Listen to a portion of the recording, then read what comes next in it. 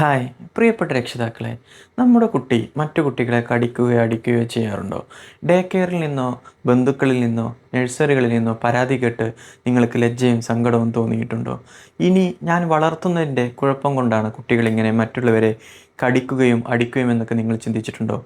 ആദ്യം തന്നെ പറയട്ടെ, ഒട്ടും ടെൻഷൻ വേണ്ട. ഇത് നമ്മുടെ തെറ്റല്ല. 1 മുതൽ 4 വയസ്സ് വരെയുള്ള കുട്ടികളിൽ കാണുന്ന തികച്ചും സ്വാഭാവികമായ ഒരു കാര്യമാണിത്.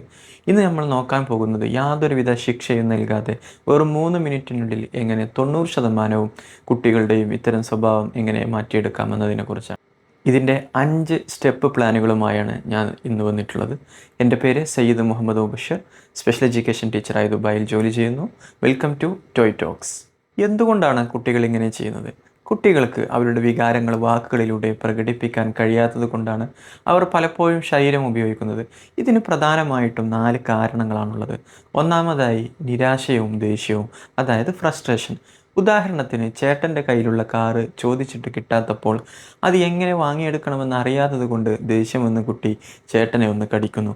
രണ്ടാമതായി ശ്രദ്ധ പിടിച്ചു പറ്റാൻ അമ്മ വളരെ നേരമായി ഫോണിൽ സംസാരിച്ചു കൊണ്ടിരിക്കുകയോ അച്ഛൻ മറ്റെന്തെങ്കിലും കാര്യങ്ങളിൽ ഏർപ്പെട്ടുകൊണ്ടിരിക്കുകയോ ചെയ്യുമ്പോൾ തൻ്റെ അടുത്തേക്ക് ശ്രദ്ധ കിട്ടാൻ വേണ്ടി വന്ന് അടിക്കുകയോ കടിക്കുകയോ ചെയ്യാം. മൂന്നാമതായി പല്ല് വരുന്നതിൻ്റെ ബുദ്ധിമുട്ട്, ടീത്തിങ് ഓർ സെൻസറി. വായിൽ എപ്പോഴും എന്തെങ്കിലും കടിക്കാനുള്ള ഒരു തരം തരിപ്പ് തോന്നുമ്പോൾ തൊട്ടടുത്ത് കാണുന്ന ആളുടെ കയ്യിൽ കടിക്കുന്നു. നാലാമതായി സംസാരശേഷിക്കുറവ്. പറയാനുള്ളത് മറ്റുള്ളവരെ മനസ്സിലാക്കാൻ കഴിയാത്ത അവസ്ഥയിലൂടെ വരുമ്പോൾ ശരീരം ഉപയോഗിച്ച് പ്രതികരിക്കുന്ന ഒരു രീതി കൂടിയാണിത്. ഇനി ഈ പ്രശ്നം വരുമ്പോൾ നമ്മളായ പേരൻസ് എന്ത് ചെയ്യണം? അതായത് ഇവിടെ നമുക്ക് 5 സ്റ്റെപ്പുകൾ പ്രയോഗിക്കാം. സ്റ്റെപ്പ് നമ്പർ 1, ശാന്തമായി പ്രതികരിക്കുക. നിങ്ങൾ ഒട്ടും പാനിക് ആകരുത്. കുട്ടിയുടെ കൈകളിൽ പതുക്കെ പിടിച്ചുകൊണ്ട് കണ്ണിന് നേരെ നോക്കി ഉറച്ച ശബ്ദത്തിൽ പറയുക, അടിക്കരുത്, അത് വേദനിക്കും. That's enough. ഒരിക്കലും നമ്മുടെ ശബ്ദം ഉയർത്താൻ പാടില്ല. രണ്ടാമത്തെ സ്റ്റെപ്പ്, വേദനിച്ച കുട്ടിക്ക് പരിഗണന നൽകുക. അടിയോ കടിയോ കൊണ്ട കുട്ടിയെ ആദ്യം ചേർത്ത് പിടിച്ച് ആശ്വസിപ്പിക്കുക. അടിച്ച കുട്ടിയെക്കുറിച്ച് നേരത്തേക്ക് ശ്രദ്ധിക്കാതെ വേദനിച്ച കുട്ടിയോട് അത് വേദനിച്ചോ സാരമില്ല എന്ന് പറയുക. ഇത് കടിച്ച അല്ലെങ്കിൽ അടിച്ച കുട്ടിക്ക് ഉപദ്രവിച്ചാൽ എനിക്ക് ശ്രദ്ധ കിട്ടില്ല എന്നൊരു സന്ദേശം കൂടി നൽകും. സ്റ്റെപ്പ് നമ്പർ 3, കുട്ടിയുടെ വികാരം അംഗീകരിക്കുക, അതായത് വാലിഡേഷൻ.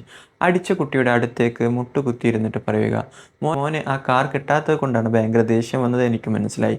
പക്ഷേ അടിക്കാനും കടിക്കാനും നമ്മൾ ഒരിക്കലും പാടില്ല. നാലാമത്തെ സ്റ്റെപ്പ്, ശരിയായ രീതി പഠിപ്പിക്കുക, റീപ്ലേസ്മെൻറ്റ് ഓഫ് ബിഹേവിയർ.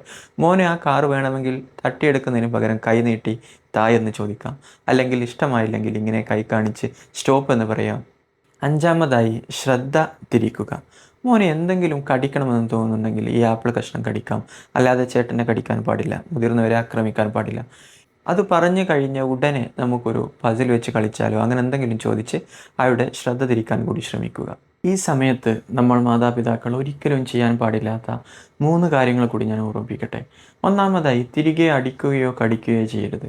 കടിക്കുമ്പോൾ എത്ര വേദനയുണ്ടെന്ന് നീയും അറിയട്ടെ എന്ന് പറഞ്ഞ് തിരിച്ച് കടിക്കുന്നതും അടിക്കുന്നതുമൊക്കെ കുട്ടികളിൽ അക്രമവാസന കൂട്ടുകയുള്ളൂ. രണ്ടാമതായി, ശബ്ദമുയർത്തുക. ഉച്ചത്തിൽ ദേഷ്യപ്പെടുകയോ നീ ചീത്ത കുട്ടിയാണെന്ന് പറയുകയോ ചെയ്യരുത്. മൂന്നാമതായി, ബ്രൈബിങ് ചെയ്യരുത്. കരച്ചിൽ മാറ്റാൻ വേണ്ടി ഫോണോ ചോക്ലേറ്റോ കൊടുത്ത് സമാധാനിപ്പിക്കരുത്. ഇത് ആ തെറ്റായ സ്വഭാവത്തെ പ്രോത്സാഹിപ്പിക്കാൻ സാധ്യതയുണ്ട്. നിങ്ങൾക്കറിയാമല്ലോ ഞാനൊരു സ്പെഷ്യൽ എഡ്യൂക്കേറ്ററാണെന്ന്, അതുകൊണ്ട് തന്നെ പറയട്ടെ, നിങ്ങളുടെ കുട്ടി നിരന്തരമായി അടിക്കുകയോ കടിക്കുകയോ ചെയ്യുന്നുണ്ടോ?